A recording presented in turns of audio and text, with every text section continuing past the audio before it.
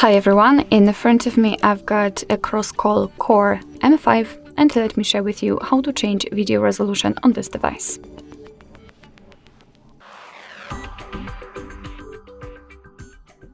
So let's start with opening your camera app.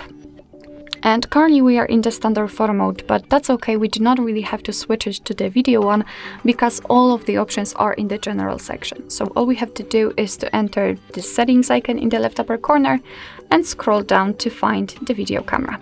Now we have to tap on video quality, and as you can see we've got three different options, the HD, two different HDs and the VGA. It's of course up to you which option you want to use. Simply tap on the one you'd like to set. And as you can see it will be immediately notified right here, which simply means that from now on your device will use the chosen quality whilst recording a video.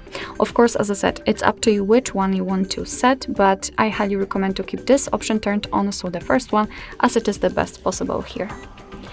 Alright, so that will be all. Thank you so much for watching. I hope that this video was helpful, and if it was, please hit the subscribe button and leave the thumbs up.